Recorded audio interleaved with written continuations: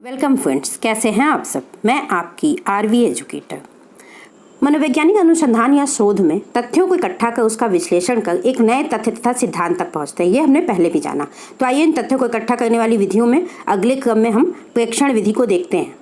प्रेक्षण विधि को निरीक्षण विधि भी कहते हैं या इंग्लिश में ऑब्जर्वेशन मेथड भी कहते हैं। प्रेक्षण विधि एक महत्वपूर्ण विधि है। 1913 ईस्वी में जेबी वॉटसन ने सर्वप्रथम इस विधि का उपयोग प्रारंभ किया था, जब उन्होंने व्यवहारवाद की स्थापना की थी। वैसे तो हम सब हर समय कुछ न कुछ प्रेक्षण या ऑब्जर्वेशन करते रहते हैं, लेकिन जब प्राणियों के व्यवहारों का प्रेक्षण किसी विशेष परिस्थिति में किया जाता है तो यह निरीक्षण या प्रेक्षण विधि कहलाती है। आइए प्रेक्षण विधि के प्रकार देख लेते हैं। अनियंत्रित प्रेक्षण, इसे प्रकृतिवादी प्रेक्षण भी कहते हैं, नियंत्रित प्रेक्षण और सामूहिक प्रेक्षण। सबसे पहले देखते हैं अनियंत्रित प्रेक्षण। इसके भी 3 प्रकार हैं: सहभागी प्रेक्षण, असहभागी प्रेक्षण और अर्ध सहभागी प्रेक्षण। सहभागी प्रेक्षण, इसमें प्रेक्षक जिसका अध्ययन करना है उसके साथ घुल मिलकर सहभागिता करते हुए प्रेक्षण करता है। जैसे शिक्षक छात्रों के साथ मिलकर कार्य करे और प्रेक्षण करे। उसका उपयोग बच्चों के व्यवहारों एवं औद्योगिक व्यवहार के अध्ययन में अधिक होता है। मतलब जो भी प्रेक्षक है वह सहभागी बन जाता है जो जिसका प्रेक्षण करता है उसके साथ। दूसरी विधि है असहभागी प्रेक्षण विधि। असहभागी नॉन पार्टिसिपेंट, मतलब पार्टिसिपेट नहीं करता है वो। इसमें प्रेक्षक किसी प्राणी या घटना का प्रेक्षण दूर से कर सकते हैं। प्रेक्षण सहभागिता नहीं देता। इसकी उपयोगिता शिक्षा, उद्योग एवं नैदानिक परिस्थितियों में ज़्यादा होती है। तीसरा है अर्ध सहभागी प्रेक्षण विधि, सेमी पार्टिसिपेंट। इसमें प्रेक्षक की भूमिका मध्य मार्गी होती है और तदनुसार वह संबंधित समूह के साधारण कार्यकलापों में सक्रिय रूप से भाग लेता है, लेकिन अति संवेदनशील परिस्थितियों में तटस्थ रहता है। मतलब जहाँ निर्णय लेने की आवश्यकता हो, जहाँ भी सहभागियों का मुख्य रूप से कार्य हो, उनमें वह तटस्थ हो जाता है। इस प्रकार वह अर्ध सहभागी हो जाता है। यह बाकी दोनों प्रकार से श्रेष्ठ होता है। पहले में अगर सहभागी होता है प्रेक्षक तो बायस्ड हो सकता है, असहभागी होता है तो हो सकता है ठीक से समझ ना पाए, दूर से वो परीक्षण करने में कुछ चीज़ें बारीकी से देख ना पाए। तो जब वो अर्ध सहभागी होता है तो दोनों विधियों के गुण इस विधि में आ जाते हैं। इसका उपयोग पहले कही गई सभी परिस्थितियों में कर सकते हैं। जो हमने कहा कि वो नैदानिक में भी कर सकते हैं, शिक्षा में भी कर सकते हैं, औद्योगिक में भी कर सकते हैं, तो सभी में कर सकते हैं।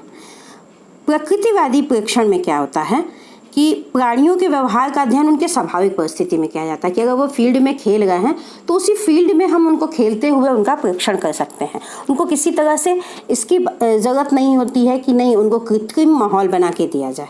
और ये किसी भी उम्र के व्यक्तियों पे हो सकती है। भाई कुछ बुजुर्ग अगर पार्क में बैठे हैं उन पर करना चाहते हैं, या बहुत छोटे बच्चे खेल रहे हैं उन पर करना चाहते हैं, तो भी हम कर सकते हैं। यहाँ तक कि यह पशुओं पर भी कर सकते हैं। आइए देखते हैं नियंत्रित प्रेक्षण विधि। यह एक क्रमबद्ध, व्यवस्थित तथा वस्तुनिष्ठ अध्ययन है। इसके अंतर्गत गुणात्मक अध्ययन के स्थान पर मात्रात्मक अध्ययन किया जाता है। नियंत्रित अध्ययन को प्रायः वस्तुपरक प्रेक्षण व कभी कभी वैज्ञानिक प्रेक्षण भी कहते हैं। यह प्रयोगशाला में किया जाता है। इससे क्या होता है कि आप उसको नियंत्रित कर सकते हैं, अर्थात आप प्रयोगशाला में ये क्रिएट कर सकते हैं। और इसके लिए आपको कुछ साधनों की ज़रूरत पड़ेगी, तो यांत्रिक साधनों का इसमें उपयोग करते हैं। इसकी वजह से इसमें यह दोष भी आ जाता है कि एक तो कंट्रोल्ड हो जाता है, दूसरी तरीके से क्या होता है कि ये खर्चीला भी हो जाता है। तो इसमें भी कुछ दोष आ गए। तो इस तरह कोई भी विधि गुण और दोष दोनों के साथ होती है। तीसरा देखते हैं सामूहिक प्रेक्षण विधि। इस विधि में प्रेक्षण का कार्य एक प्रेक्षक के स्थान पर अनेक प्रेक्षकों द्वारा अलग अलग संपन्न किया जाता है। तो जब अनेक प्रेक्षक किसी प्राणी के व्यवहारों का परीक्षण या फिर प्रेक्षण स्वाभाविक परिस्थितियों में करके एक समान निष्कर्ष पर पहुंचते हैं, तो ऐसे निरीक्षण या प्रेक्षण को सामूहिक प्रेक्षण या वस्तुनिष्ठ प्रेक्षण कहा जाता है। अब कई प्रेक्षक काम करते हैं, तो हमने पिछले जो भी आप दोष जाने कि एक प्रेक्षक है बायस हो सकता है, दूर से देखने पे ये दिक्कत आ सकती है, वो उन सारी चीज़ें जब कई प्रेक्षक हो जाते हैं तो वो दोष भी मिट जाते हैं।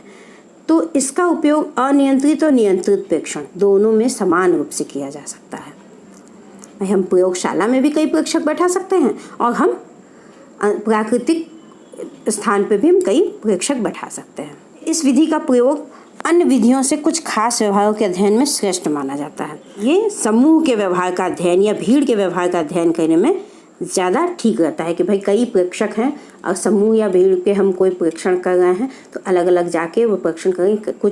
कोई भीड़ अगर कोई व्यवहार कर रही है तो अलग अलग प्रेक्षक को अलग अलग व्यवहार दिखाई देगा और सारा सम्मिलित करके हम एक रिजल्ट पे पहुँच पाएंगे। वस्तुनिष्ठ प्रेक्षण विधि मनोविज्ञान की एक प्रमुख विधि है।